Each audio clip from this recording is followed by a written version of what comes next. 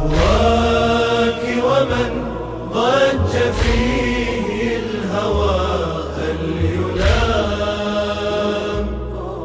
دمت وطنا العلا.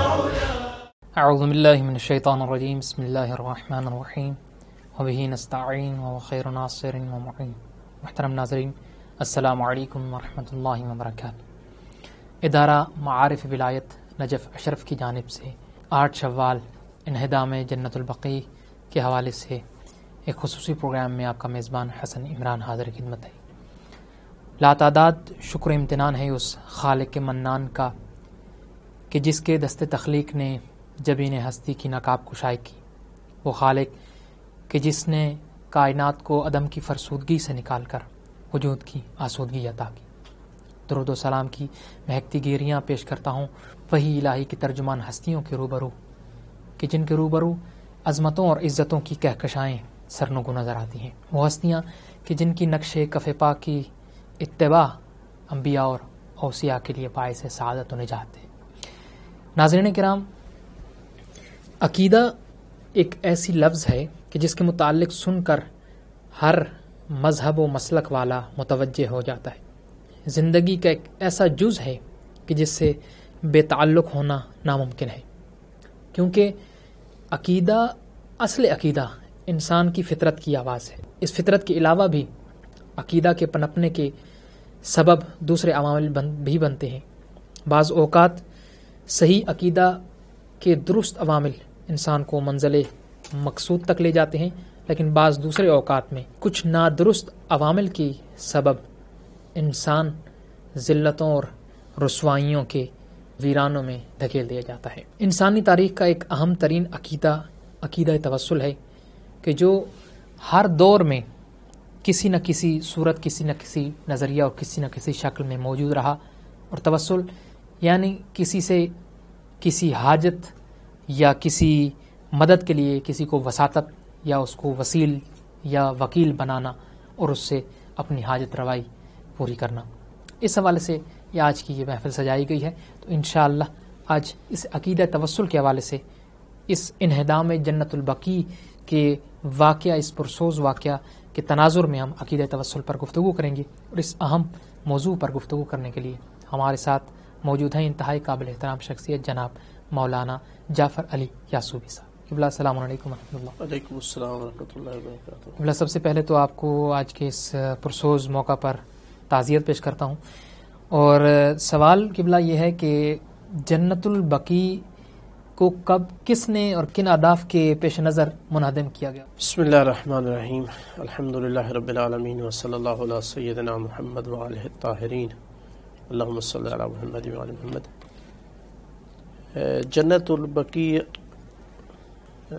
ایک ایسے قبرستان کا نام ہے کہ جو اول اسلام سے مسلمانوں کے ساتھ خاص کیا گیا تھا. لفظ بقیع کسی بھی مکان کو کہا جاتا ہے، یا بعض کہتے ہیں کہ جس میں درخت ہوں اسے بقیع کہتے ہیں.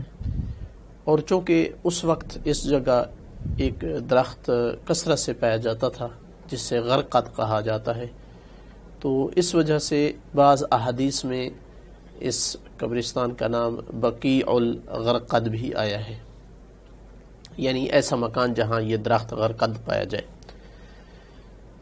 تو اس وقت جب اسلام نے مدینے پر حکومت بنا لی اور اپنا جغرافیہ جو ہے اس میں وسعت دینا شروع کی، تو یہاں پر مسلمانوں کی میتوں کو دفن کرنا شروع کر دیا گیا. یہود و نصارہ کے لیے ایک اور علیحدہ قبرستان تھا. مسلمانوں میں جو فوت ہوتا تھا تو اس کو یہاں دفن کیا جاتا تھا. سب سے پہلے جس مسلمان کو دفن کیا گیا اس میں اسعد بن زرارہ ہیں، اور اس کے بعد عثمان بن مدعون صحابی رسول ہیں. بڑی بڑی شخصیات یہاں دفن ہیں. ان میں سے رسول خدا صلی اللہ علیہ وسلم کے چچا جناب عباس اور حمزہ ہیں. حتیٰ جناب آمنہ بھی جو والدہ ہے رسول اکرم صلی اللہ علیہ وسلم کی، وہ بھی یہیں دفن ہوئی ہیں. یہ اس بات کی دلیل ہے کہ یہ جگہ پہلے بھی یہاں لوگ دفن ہوتے تھے، لیکن اسلام کے بعد جو ہے وہ یہ کیا گیا کہ یہ مسلمانوں کے ساتھ خاص ہو گیا اور یہود و نصارہ اور جگہ دفن ہونے لگے، چونکہ اسلام میں کافر جو ہے وہ مسلمانوں کے ساتھ دفن نہیں ہو سکتا۔ اسی طرح جناب ام البنین یہاں دفن ہے، جناب سیدہ بھی سیدۃ النساء العالمین فاطمہ الزہرا سلام اللہ علیہا ایک روایت کے مطابق وہ بھی یہاں دفن ہے، اور 4 معصوم ائمہ علیہ السلام بھی یہاں دفن ہیں۔ تو جنت البقیع یعنی مسلمانوں کا ایک عظیم قبرستان ہے جس میں عظیم یادیں تھیں، مسلمانوں کی عظیم شخصیات جو ہے یہاں مدفون تھیں۔ یہ سلسلہ چلتا رہا کہ یہ قبریں یہاں بنتی تھیں، اور جو بزرگ ہستی ہوتی تھی اس کی قبر پر جو ہے ایک گنبد سا مسلمان تعمیر کرتے تھے۔ اول اسلام سے یہ سلسلہ چلتا آ رہا تھا۔ ایک زمانہ ایسا آیا کہ عثمانی خلافت جو ہے، جو کہ پورے عالم اسلام پہ پھیلی ہوئی تھی، وہ کمزور ہوئی، تو محمد بن سعود نے بغاوت کی اس کے خلاف اور مدینے کو اپنے قبضے میں لے لیا۔ یہ بات ہے 1806 عیسوی کی تقریباً۔ اس نے جتنی قبور تھیں اور ان کے اوپر جو ہے مقبرے اور گنبد تعمیر تھے ان کو گرا دیا۔ خلیفہ عثمانی نے اس وقت جو موجود تھا محمود ثانی، اس نے مصر کے حاکم محمد علی پاشا، چونکہ یہ گورنر تھے ہر علاقے کے اپنے، محمد علی پاشا کو حکم دیا کہ جائیں اور حجاز پر حملہ کریں اور ان کو دوبارہ خلافت عثمانی کی طاعت پہ لے آئیں۔ تو اس نے 1818 میں عیسوی میں حملہ کیا اور محمد بن سعود کو پسپا کیا اور دوبارہ حجاز کو خلافت عثمانی کے تحت لے آیا۔ اب جب پھر خلافت عثمانی آئی تو اس نے محمد بن سعود کے جو آثار تھے ان میں سے ایک اثر کہ یہ قبور اور قباب کو اس نے جو منہدم کیا تھا ان کو دوبارہ تعمیر کروایا بڑے خوبصورت انداز میں اور سفید شکل میں، یعنی بہترین خوبصورت منظر تھا اس وقت مقبرہ جنت البقیع کا۔ لیکن پھر بدقسمتی سے مسلمانوں کی بدقسمتی تھی کہ پھر جو ہے ایک بار آل سعود نے وہابیہ نظریہ کی مدد لیتے ہوئے دوبارہ حملہ کیا اس پر، یعنی دوبارہ وہ حجاز پر قابض ہوئے اور انہوں نے جو چیزیں اپنا ٹارگٹ اور ہدف بنائی ان میں سے پھر دوبارہ جنت البقیع کو مسمار کرنا تھا، اور یہ تقریباً 1344 ہجری میں، جو کہ تقریباً 1926 عیسوی بنتا ہے۔ 1344 ہجری شوال کی 8 جو ہے اس کو انہوں نے جنت البقیع پر حملہ کیا اور بالکل مسمار کر دیا، ایک صحرا کی شکل بنا دی، کوئی نام و نشان انہوں نے نہیں چھوڑا، انتہائی بے رحمی کے ساتھ۔ تو یہ وہ یاد ہے جو مسلمان ابھی تک اپنے دلوں میں دکھ اور غم کے طور پر اس یاد کو مناتے ہیں کہ کتنا بڑا ظلم ہوا مسلمانوں کے بڑے بڑے عظیم شخصیات کی، ان کے دنیا سے جانے کے بعد ان کی بے حرمتی اور اہانت کی گئی، اور دلوں میں یہ تڑپ رکھتے ہیں کہ کاش ایک دن ایسا آئے کہ وہ دوبارہ ان بزرگ شخصیات کی قبروں کی تعظیم اور احترام میں دوبارہ ان پر یہ ذرائع مقدسہ اور قبے جو ہے تعمیر کر سکیں۔ جزاکم اللہ۔ کیا وجہ بنی کہ یہ وہابی سے کہیں یا آل سعود کہیں کہ وہ ایک مقبرے کے دشمن بن گئے، اور انہوں نے ایک مقبرے کو جو ایک بے جان چیز ہے، اگر حکومت اگر سنبھالنی بھی ہوتی ہے تو یہ حکومت سنبھالنے کے لیے سب سے پہلے جو حکومت سے ریلیٹڈ جو عمارتیں ہوتی ہیں ان پہ حملہ کیا جاتا ہے، جو بے جان جو ایک ظاہری طور پہ جو مردہ ہیں اور مردوں کی قبریں ہیں ان کو مقابر کو گرا کر کیا اہداف حاصل کرنا چاہتے تھے؟ اکثر لوگ یعنی اس کو سادہ طور پر لیتے ہیں کہ یہ ایک محض مذہبی نظریہ تھا اور اس کی بنیاد پر ایسا کیا گیا، لیکن جو اس واقعے کی دقت سے گہرائی سے تحلیل کرتے ہیں تو وہ کہتے ہیں کہ اس میں متعدد عوامل تھے۔ ایک عامل یہ تھا کہ ان لوگوں کو ایک بغض اور حسد سا بالخصوص اہل بیت رسول سے، چونکہ یہاں زیادہ تر قبے جو ہے اہل بیت رسول پر تھے، سوائے چاہے وہ جناب حمزہ کی شخصیت ہو، جناب عباس ہوں، یا ائمہ معصومین علیہ الصلوۃ والسلام ہوں، یا جناب آمنہ ہوں، تو یہ رسول خدا صلی اللہ علیہ وسلم کے خاندان سے تعلق رکھنے والی شخصیات پر چونکہ یہ قبے بنائے گئے تھے، یہ ذریعیں بنائی گئی تھیں، تو ان کو ایک حسد تھا ان سے، اور اس کے ساتھ ساتھ ایک سیاسی پہلو بھی تھا کہ آل سعود اپنی حکومت کو مستحکم کرنا چاہتے تھے، تو انہوں نے جو ذریعے اور ہیلے کیے ان میں سے ایک ہیلا یہ تھا کہ ایک مذہبی متشدد گروہ کو استعمال کیا، اور یہ کوئی نئی بات نہیں تھی، انتہائی پرانا طریقہ کار یہ چلتا آ رہا ہے کہ سیاست کی خاطر، کرسی کو مضبوط کرنے کی خاطر کسی مذہبی گروہ کو استعمال کیا جائے، اور اب تک کرتے چلے آ رہے ہیں۔ ابھی موجودہ حالات سے بھی ہم گزر رہے ہیں کہ کئی ایک طاقتیں جو ہے سیاسی استحکام کے لیے وہ مذہبی ٹولے کو استعمال کرتے ہیں، لیکن زیادہ تر شدت جو آئی وہ اسی طرح سے آئی کہ ایک مذہبی نظریے کو بنیاد بنایا گیا۔ ایک عالم جس کا نام سلیمان بن بلیحد ہے، یہ قاضی القضات تھا آل سعود کی طرف سے، اس نے مسجد مدینے کے تمام علماء کو جمع کیا اور سامنے جو ہے انہوں نے کچھ دلیلیں رکھی، جس کے نتیجے میں اوپر سے خوف بھی تھا، ساتھ لالچ بھی تھا، یعنی ترہیب و تخویف میں تمام سے جو ہے متفق کا فیصلہ لیا کہ قبروں پر جانا اور ان سے ان کی زیارت کرنا، ان سے مدد لینا، وسیلہ بنانا، یہ سارا کچھ بدعت ہے۔ بدعت بھی صرف حرام کی حد تک نہیں ہے بلکہ کفر اور شرک ہے، لہٰذا ان تمام قبور کو منہدم کر دینا چاہیے۔ جب یہ سب علماء کی طرف سے فتویٰ صادر ہوا تو آل سعود جو ہے انہوں نے اپنی طاقت کو یہاں یعنی جو لوگ دنیا سے جا چکے تھے ان کے خلاف استعمال کیا اور ان کی قبروں کو منہدم کر دیا۔ جی جزاکم اللہ۔ قبلہ آپ نے بیان فرمایا کہ یہ ان میں سے کچھ وجوہات میں سے ایک وجہ یہ بھی تھی کہ آل رسول سے اور رسول اللہ صلی اللہ علیہ وآلہ وسلم سے ایک عداوت تھی، اور دوسرا یہ تھی کہ ایک بدعت، اور اس تناظر میں دیکھا گیا کہ یہ بدعات ہیں ان کے نظریے کے مطابق۔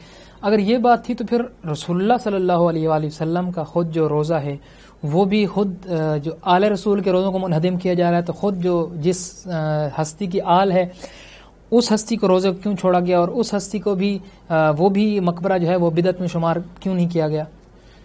یقیناً نہ تو یہ رسول اکرم صلی اللہ علیہ وآلہ وسلم کی احترام کی وجہ سے انہوں نے جو ہے روزہ رسول کو چھوڑا، یا محبت کی وجہ سے، چونکہ آل رسول سے بغض رکھنے والا حقیقتاً رسول اللہ سے بغض رکھتا ہے، جیسا کہ خود رسول اللہ صلی اللہ علیہ وسلم نے فرمایا کہ من قال یحبنی ویبغض علیا فانہ قد کذب، جو کہتا ہے کہ مجھ سے محبت کرتا ہے اور علی سے بغض ہے تو جھوٹا ہے وہ۔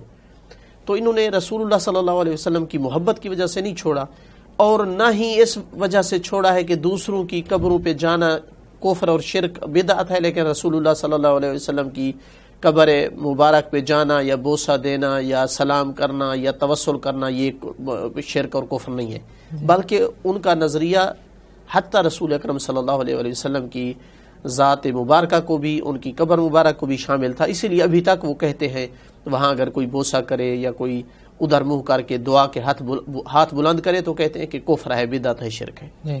تو پھر سوال یہ اٹھتا ہے کہ کیوں چھوڑ دیا؟ یہ کیوں چھوڑنا، اس کا جواب صحیح یہ ہے کہ ان کی بے بسی تھی۔ جب اہل بیت کی قبور کو گرایا گیا تو ان کے خلاف ایک آگ جو ہے پھیل گئی مسلمانوں کے معاشروں میں، ان کے دلوں میں۔ جب انہوں نے پروگرام بنایا، باقاعدہ پروگرام بنایا انہوں نے کہ اب روزہ رسول کو بھی ہم نے گرانا ہے، تو اس وقت سب سے جو بلند آواز کھڑی ہوئی اس ان کی حرکت کے خلاف، وہ پاکستان سے مسلمانوں کی آواز تھی اور مصر سے تھی۔ اگرچہ ترکی میں بھی اس کے خلاف مظاہرے نکلے، لبنان میں یا دوسرے ملکوں میں بھی، لیکن جو دھمکی آمیز لہجہ تھا کہ خبردار اگر کوئی ہاتھ روزہ رسول کی طرف بڑھا تو ہم اس ہاتھ کو کاٹ دیں گے، کسی کا ہاتھ بھی ہوگا، وہ پاکستان سے تھا اور مصر سے تھا۔ یعنی ہر لیول پہ آواز اٹھی، صرف عام مسلمانوں کی نہیں، چاہے فوج ہو، چاہے حکومت ہو، چاہے عوام ہو، ہر طرف سے جو ہے وہ آواز تھی کہ خبردار کوئی اس طرح کا قدم اٹھائے۔ تو پھر ان کی جرأت نہیں تھی کہ وہ پورے عالم اسلام کا مقابلہ کرتے ہوئے وہ روزہ رسول کو گراتے، ورنہ ان کا اپنا وجود باقی نہ رہتا، اور یہ اہم تھا ان کے لیے۔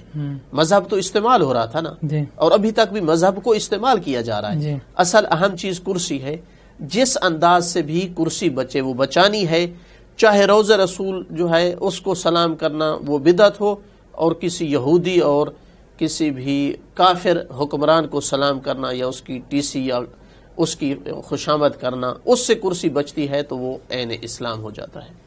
جی جزاکم اللہ۔ یعنی کہ قبلہ جیسے آپ نے بیان فرمایا کہ یہ کچھ ان کے اقتصادی مفادات تھے اور کچھ ان کو خوف تھا، کیونکہ یہ ایسی شخصیت تھیں کہ جو امت مسلمہ کی مشترک اور جن کا مرکز شخصیت ہیں امت مسلمہ کے، جتنے بھی مسالے کے جتنے مذاہب ہیں وہ رسول اللہ کائنات صلی اللہ علیہ وآلہ وسلم پر تو جمع ہوتے ہی ہیں اور ان کی وحدت ہے۔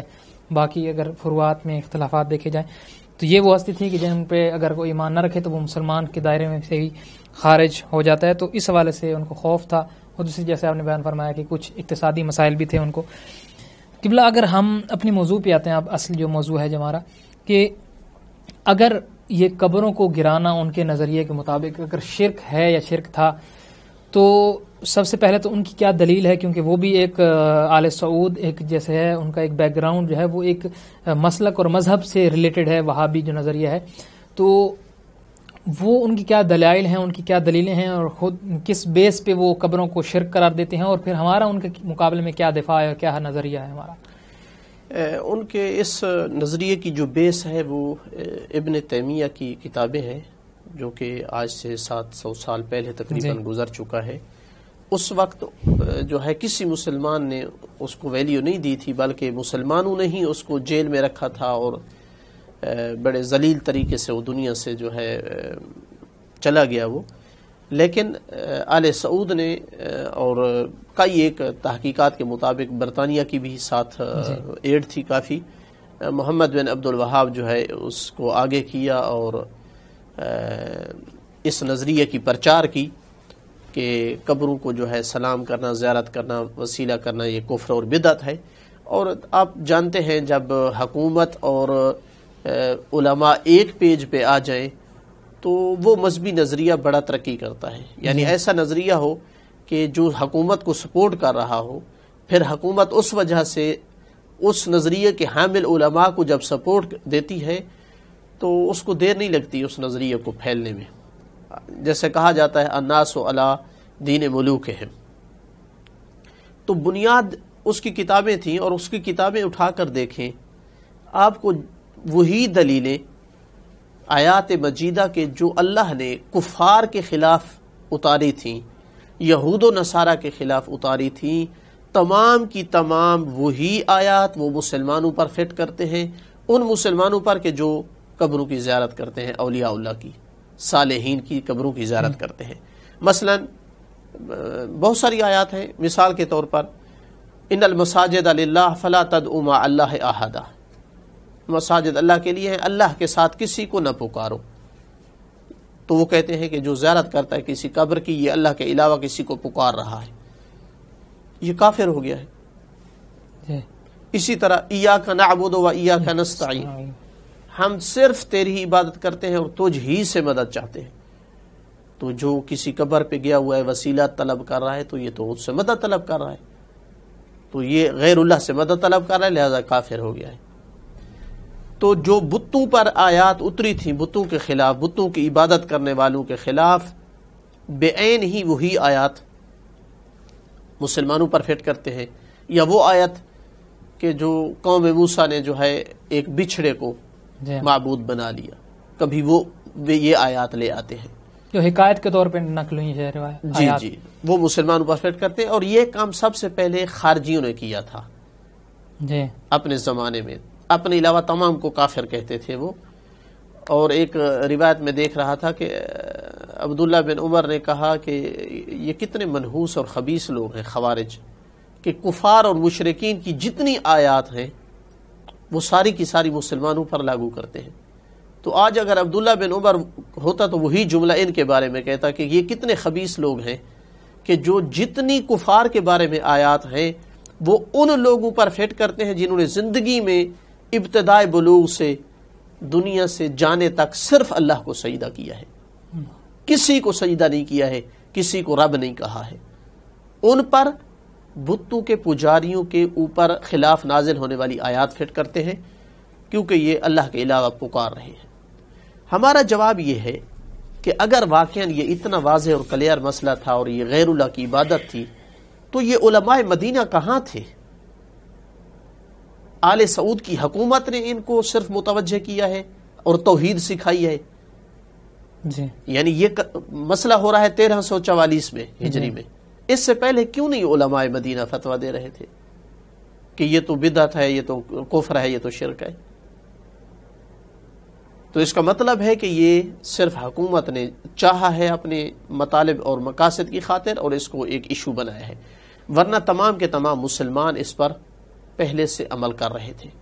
ہم اگر تفصیل میں جانا چاہیں تو ان سے ہی پوچھیں گے کہ کہاں ہے شرک اور بدعت اور کفر؟ صرف مرکز بنانا کفر اور شرک ہے؟ تو یہ تو قرآن کہہ رہا ہے، یہ تعلیم دے رہا ہے اس طرح کی مساجد وغیرہ تعمیر کرنا کسی ولی اللہ، کسی صالح پر. سورہ کہف میں کیا فرمایا ہے کہ جب اصحاب کہف کا پتہ چلا لوگوں کو تو دو قسم کے لوگ آئے، مسلمان بھی تھے اور کافر بھی. تو جو کافر تھے انہوں نے کیا کہا؟ ابن علیہ بنیانا، اس پر ایک بنیان بلڈنگ بناؤ. لیکن قال الذین غالبوا علی امرہم، جو اپنے امر پر یا ان کے امر پر جو غالب ہے، یعنی جن کو غلبہ آیا اس مسئلے میں، انہوں نے کیا فرمایا؟ لنتخذن علیہم مسجدا، ہم یہاں مسجد بنائیں گے، اللہ کی عبادت کریں گے. سبحان اللہ. تو اولیاء اللہ کی جہاں قبر ہو، جہاں مرکز ہو، تو عبادت گاہ ہوا کرتی ہے وہ قرآن کی نگاہ میں. یعنی عام زمین پر سجدہ کرنے سے اللہ کو زیادہ پیارا ہے کہ اللہ کو سجدہ کیا جائے کسی ولی اللہ کی قبر کے ساتھ، کیونکہ یہ ہستیاں اللہ کو یاد دلاتی ہیں. ایک ولی اللہ کی قبر پر جب جاتا ہے بندہ، رسول اللہ کی قبر مبارک پر، امام کی قبر پر، تو اللہ تعالیٰ یاد آتا ہے. کتنے لوگ یہاں آ کر توبہ کرتے ہیں، استغفار کرتے ہیں، نمازیں پڑھتے ہیں، اللہ سے مانگتے ہیں. تو لہٰذا یہ کہنا کہ مرکز بنانا اور وہاں عبادت کی جگہ بنانا یہ کفر ہے، یہ قرآن کے صریح خلاف ہے. پھر کیا ہو سکتا ہے اس کے علاوہ؟ کیا خود زیارت کرنا ان کی، جا کر السلام علیکہ یا رسول اللہ یا السلام علیکہ یا علی ابن ابی طالب، یہ کہنا انسان کو کافر بنا دیتا ہے؟ تو ہرگز ایسا نہیں ہے. یہ سیرت رسول ہے، سنت رسول ہے. صحیح و سند احادیث میں، دسیوں احادیث میں صحابہ کی زیارت وارد ہوئی ہے. رسول اللہ صلی اللہ علیہ وآلہ وسلم کی خود حکم رسول سے فرمایا کہ من زارنی بعد مماتی کأنما زارنی فی حیاتی، جتنا ثواب میری زندگی میں میرے زائر کو ملتا ہے، میرے دنیا سے جانے کے بعد میرے زائر کو اتنا ثواب ملے گا. خود سیرت رسول یہ ہے کہ احد میں جاتے تھے اپنے چچا کی زیارت کرنے، دوسرے شہداء کی زیارت کرنے کے لیے. ایک حدیث ہے صحیح مسلم میں، حضرت عائشہ سے کہتی ہیں کہ جب بھی میری رات ہوتی تھی، یعنی کوئی ایک دو دن کی بات نہیں، کلما کانت لیلتی منہ، جب بھی رسول اللہ کی میرے پاس رات ہوا کرتی تھی، یخرج من آخر اللیل الی البقیع، رات کے آخری حصے میں بقیع کی طرف چلے جاتے تھے، وہاں پر ان پر سلام کرتے تھے، سلام علیکم دار قوم مؤمنین، مومنین کے گھروں میں رہنے والوں تم پر سلام ہو، وَأَتَاكُمْ مَا تُوعَدُونَ، اس طرح کے جملے فرمایا کرتے تھے. تو لہٰذا نہ تو قبہ بنانا، معبد بنانا، عبادت کی جگہ، یہ کفر ہو سکتا ہے، اور نہ ہی ہونا چاہیے، نہ عقلاً نہ شرعاً. اور نہ ہی کسی ولی اللہ کی قبر پر جا کر سلام پڑھنا، یہ کفر اور شرک ہو سکتا ہے، چونکہ یہ سیرت رسول ہے. والدہ کی زیارت پہ جاتے تھے، بالکل یہ تمام کتب میں آیا ہے کہ رسول اللہ اپنی والدہ کی زیارت پہ آیا کرتے تھے. تیسری چیز کیا بچی جو شاید زیادہ ان کا مورد اعتراض ہو، کہ جب ان سے ہم وسیلہ طلب کرتے ہیں کہ میری شفاعت کرو، اللہ تعالیٰ سے میرے لیے طلب کرو، یا رسول اللہ مریض ہوں میں، آپ کی اللہ تعالیٰ تک پہنچ ہے، میری مدد فرماؤ، یا مجھے اولاد چاہیے، یا رسول اللہ اللہ تعالیٰ آپ کی سنتا ہے، یا وجیہن عند اللہ اشفع لنا عند اللہ، اللہ کے پاس ہماری شفاعت کرو. کیا یہ کفر اور شرک ہے؟ قطعاً نہیں ہو سکتا، کیونکہ اس کا بھی قرآن حکم دے رہا ہے کہ کوئی چیز مجھ سے مانگنی ہے تو بہترین طریقہ یہ ہے کہ میرے کسی ولی کو درمیان میں لے آؤ، یہ آسان ہو جائے گا تمہارے لیے. قرآن تعلیم دے رہا ہے، ہمیں اس بات کی تعلیم دے رہا ہے، تو کیسے یہ کفر اور شرک ہو سکتا ہے؟ جناب یوسف علیہ السلام کے بھائیوں نے کتنا بڑا ظلم کیا تھا. جناب یعقوب اپنے والد کو 40 سال رلایا، آنکھیں سفید ہو گئیں. اپنے بھائی کو جو نبی بننے والے تھے ان پر ظلم کیا. جب اپنے گناہ کا احساس ہوا تو ان کا عقیدہ کیا تھا؟ نبی کی اولاد ہیں، آخر عقائد تو انہوں نے لیے ہیں اپنے والد سے. قالوا یا ابانا استغفر لنا ذنوبنا، بابا ہمارے لیے دعا کرو.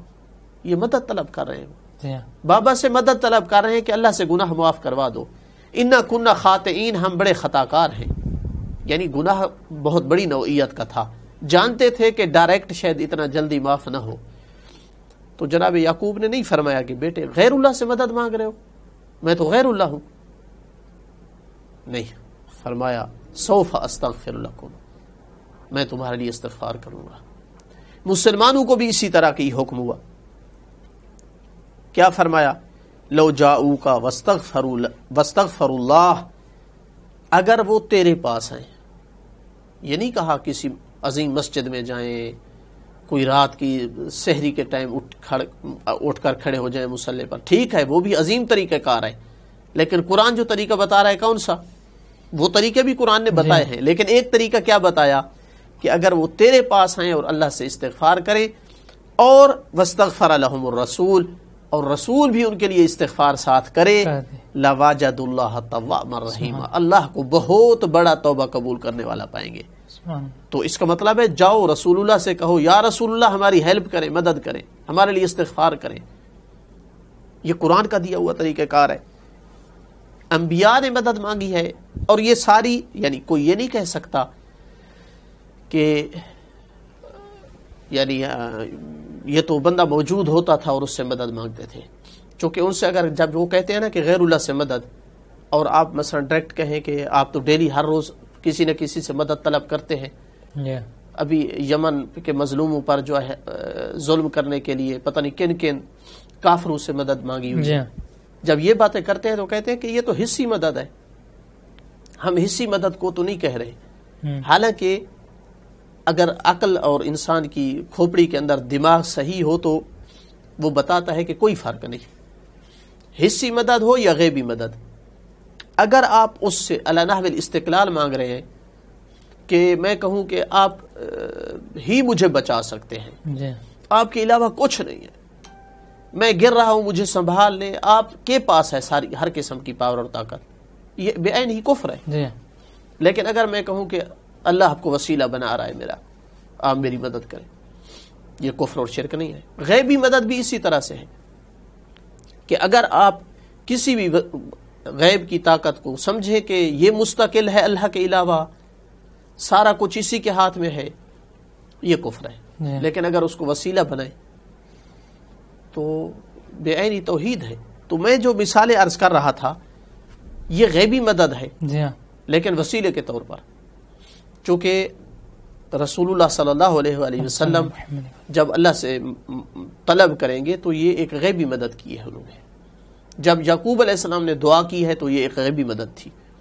اسی طرح اور ایک مثال کہ یوسف علیہ السلام نے کیا فرمایا؟ اذهبوا بقمیصی ھذا فالقوه علی وجه ابی یأت بصیرا، جاؤ میری اس قمیص کو میرے بابا کے چہرے پر ڈالو، یہ اسے آنکھوں کی روشنی اس کی لوٹا دے گی. یعقوب علیہ السلام نے نہیں کہا کہ میں کیوں مدد مانگوں اس قمیص سے، نہیں، قمیص کو وسیلہ سمجھا ہے، اس سے مدد لی ہے، اپنے آنکھوں پہ لگایا ہے اور آنکھیں پلٹ آئی ہے. یہ بھی غیبی مدد تھی، چونکہ کوئی مرہم اور دوائی نہیں تھی کہ کہا جائے حصی مدد ہے. وہ بھی نبی کے لیے، وہ بھی نبی کے لیے، یعنی نبی غیبی مدد مانگ رہا ہے ایک اور نبی کی قمیص سے. اسی طرح جناب سلیمان نے کیا فرمایا؟ مدد طلب کر رہے ہیں. قال یا ایھا الملأ ایکم یأتینی بعرشھا، اے اشراف قوم، کون ہے جو ہے اس کے عرش کو لے آئے، قبل ان یأتونی مسلمین، اس سے پہلے کہ وہ خاضع ہو کر اسلام لا کر میرے سامنے آئے. تو پہلے جن نے اپنی جو ہے مدد کا اعلان کیا لیکن وہ قبول نہیں ہوئی. تو پھر قال الذی عندہ علم من الکتاب انا آتیک بہ قبل ان یرتد الیک طرفک، میں جو ہے جس کے پاس کتاب کا علم تھا اس نے کہا کہ میں اس کو لاتا ہوں اس سے پہلے کہ آپ کی آنکھ جو ہے پلک جھپکے. جی تو یہ بھی غیبی مدد تھی, انہوں نے کر کے دکھائی چونکہ ان کے پاس علم من الکتاب تھا. تو نبی ہیں اور مدد طلب کر رہے ہیں اور غیبی مدد ہے, جی لیکن یہ سارا علی نحو الوسیلہ تھا, یعنی وسیلے کے طور پر مدد طلب کر رہے تھے. اس وجہ سے یہ سارا توحید کے ساتھ موافق ہے. عیسیٰ علیہ السلام کے پاس لوگ جاتے تھے, عیسیٰ علیہ السلام کے پاس کس لیے؟ کوئی اگر مادرزاد اندھا تھا, کوئی برس کا مریض تھا, عیسیٰ علیہ السلام سے مدد لیتے تھے. انی ابرئ الاکمہ والابرص باذن اللہ, اعلان بھی کرتے تھے کہ کوئی ہے اگر مادرزاد اندھا ہے, کوڑھی کا مریض, کوئی برس والا ہے تو میں اللہ کے حکم سے اس کو شفا دوں گا. تو یہ جو شفا دیتے تھے یہ غیبی مدد تھی. جی یہاں پر ان آیات کے پیش کرنے سے کچھ لوگ کہتے ہیں کہ ٹھیک ہے وہ مدد تو غیبی تھی, لیکن جو مدد مانگنے والے تھے ان کی اپروچ حصی تھی. عیسیٰ علیہ السلام موجود تھے, لوگ جاتے تھے, رسول اللہ موجود ہوتے تھے, لوگ استغفار طلب کرنے جاتے تھے, یعقوب علیہ السلام موجود تھے, لیکن اب تو رسول اللہ جا چکے ہیں. تو ہم عرض کریں گے کہ جا چکے ہیں کیا مطلب, یعنی ہماری آواز نہیں جاتی ان تک؟ دو حال سے خالی نہیں. اگر آواز نہیں جاتی تو آپ زیادہ سے زیادہ ہمیں یہ کہیں کہ آپ فضول کام کر رہے ہیں, ہمیں کافر اور مشرک کیوں بنا رہے ہو؟ جب ایک وسیلے سے مدد طلب کرنا قرآنی نظریے کے مطابق عین توحید ہے تو ہمیں زیادہ سے زیادہ یہ کہو کہ بھائی زندہ ہو, آپ کی اپروچ ہو تب تو ہوتا ہے, لیکن دنیا سے چلا جائے تو آپ کی اپروچ نہیں آئے وہاں تک, بے فائدہ ہے, بے فائدہ کام ہے. اس سے کفر اور شرک کیسے بن جاتا ہے؟ لیکن ہمارا دعویٰ تو یہ ہے کہ نہیں, ہماری آواز ان تک جاتی ہے. اگر آواز نہ جاتی ہوتی تو زیارت کا حکم نہ ہوتا, رسول اللہ نہ جاتے, بقیع میں ہر رات نہ جاتے اور کہتے السلام علیکم, خطاب کی ضمیر تمہارے اوپر میرا سلام ہو. ہم کہتے ہیں اس میز کو کہ اے میز میرا تجھ پہ سلام ہو, نہیں کہا جاتا جب تک کہ سننے والے کو شعور نہ ہو. تو ہماری آواز ان تک جاتی ہے, کافروں تک جاتی تھی, کافروں تک. جب احد میں ابو جہل اور اس طرح کے دوسرے فنار ہوئے تو رسول اکرم صلی اللہ علیہ وآلہ وسلم نے ایک کنویں میں ان کی لاشیں گروائیں اور اوپر کھڑے ہو کر خطاب کیا, کہا کہ ہذا ما وعدنی ربی, میرے رب نے مجھ سے جو وعدہ کیا پورا کیا. تمہارے جو رب تھے انہوں نے جو وعدہ کیا تھا نبھایا ہے انہوں نے. کافر بھی سنتے ہیں. یعنی یہ وہ بندہ جو موت کو بالکل فنا سمجھتا ہے کہ ہر چیز ختم ہو جاتی ہے, وہ تو یہ کہہ سکتا ہے. لیکن اسلام نے اور قرآن نے جو موت کا نظریہ دیا ہے وہ انتقال ہے. اور جو اس مرحلے تک اگلے یعنی مرحلے میں چلا جاتا ہے, برزخ میں پہنچ جاتا ہے, تو ہماری آواز اس تک پہنچ سکتی ہے. اسی وجہ سے زیارت کا حکم ہے. تو جو مسلمان یہ عقیدہ رکھتے ہیں اور یہ صحیح عقیدہ ہے کہ ہماری آواز وہاں تک جاتی ہے, تو ان کی اپروچ اللہ تک وہ کم نہیں ہو گئی دنیا سے جانے کے بعد. بالکل ان کا مقام کم نہیں ہو گیا ہے, بالکل مقام بڑھ جاتا ہے. بالکل ان کو اللہ تعالیٰ صلہ دیتا ہے. ان کی جو امتحانات ہوئے تھے, ان پر جو آزمائشیں آئی تھیں, تو جب ہمارا آواز بھی ان تک جا رہی ہے اور ان کی اپروچ بھی اللہ تعالیٰ تک پہلے سے بھی زیادہ ہے, تو کیا حرج ہے وہاں جا کر ان سے مدد طلب کرنا, اس معنی میں کہ ہماری شفاعت کرو. حضرت عمر مدد طلب کرتے تھے, نبی سے نہیں, ان کے چچا عباس سے. مستدرک الصحیحین میں یہ روایت ہے کہ روٹین تھی عمر کی, حضرت عمر کی, کہ جب قحط آ جاتا تھا تو رسول اکرم صلی اللہ علیہ وسلم کے چچا کو لے جاتا تھے. یہ مدد لے رہے ہیں نا ان سے, اور کہتے تھے کہ میرا اللہ جب تک رسول اللہ تھے تو ہم مدد مانگتے تھے, اور اب ان کے چچا جو ہے ان کا واسطہ ہے تجھے, سفارش کروا رہے ہیں ان سے کہ بارش آ جائے, اور آ بھی جاتی تھی. تو یہ تو ایک نسبت اتنا کام کر جاتی ہے کہ چچا ہے, ورنہ ذاتی کمال جناب عباس کا اتنا بہت زیادہ نہیں ہے کہ کہا جائے کہ وہ انبیاء کے مقام پر تھے, لیکن ایک نسبت کا مقام اور عظمت تھی. چہ جائے کہ رسول اکرم صلی اللہ علیہ وآلہ وسلم. اچھا, وہ اسی روایت کو ایک دلیل بناتے ہیں کہ اگر دنیا سے جانے کے بعد بھی وسیلہ بنایا جاتا تو چچا کو نہ لے جاتے, رسول خدا کو وسیلہ بناتے. تو عرض وہی ہے کہ زیادہ سے زیادہ یہ روایت کیا ثابت کرے گی کہ حضرت عمر کے نزدیک ہو سکتا ہے ان کی بات وہ سمجھتے ہوں کہ میری بات رسول اللہ نہیں سنتے ہیں. پھر بھی کفر اور شرک تو ثابت نہیں ہوتا نا کہ جو کام حضرت عمر نہ کرے وہ کفر ہو جاتا ہے. اس پہ کوئی آیت اتری ہے؟ جبکہ دوسرے مسلمانوں کا عقیدہ یہ ہے کہ رسول اللہ سنتے ہیں اور مدد بھی کرتے ہیں. حضرت ابو ایوب الانصاری مرکز رسول صلی اللہ علیہ وسلم پر آئے. کون ہے جو صحابی ان کے جن صحابہ کو وہ مانتے ہیں ان سے کوئی بڑا صحابی ہو؟ رسول اکرم صلی اللہ علیہ وسلم کی قبر اقدس پر آ کر اپنے چہرے کے ساتھ اوپر لیٹے ہوئے ہیں. مروان آیا, گردن سے پکڑا اس نے کہ پتہ ہے تو کیا کر رہا ہے یہاں. جب انہوں نے منہ اٹھایا تو اس کو پتہ چلا کہ یہ تو عظیم صحابی ہے ابو ایوب انصاری. تو انہوں نے فرمایا کہ رسول اکرم صلی اللہ علیہ وسلم نے فرمایا تھا کہ اس وقت نہ رو ماتم نہ کرو اسلام پر جب تک اہل کے ہاتھ میں حکومت رہے, اس وقت اسلام پہ ماتم کرو جب نہ اہلوں کے ہاتھ میں حکومت آ جائے. ابو ایوب انصاری رہتی دنیا تک یہ پیغام دے کر جانا چاہتے ہیں کہ اگر مروان اور مروانیوں کے پاس حکومت رہے گی تو اسی طرح رسول اکرم صلی اللہ علیہ وسلم کی قبر سے توسل اور ان کی زیارت سے لوگوں کو منع کرتے رہیں گے. اگر اہل کے ہاتھ میں حکومت رہے گی تو رسول اللہ کی قبر سے توسل ہوتا رہے گا. خلاصہ کلام یہ ہے کہ یہ مروان اور مروانیوں کا نظریہ ہو سکتا ہے کہ کسی ولی اللہ کی قبر سے توسل کرنا, زیارت کرنا, سلام کرنا, ان سے شفاعت طلب کرنا یہ کفر اور بدعت ہے.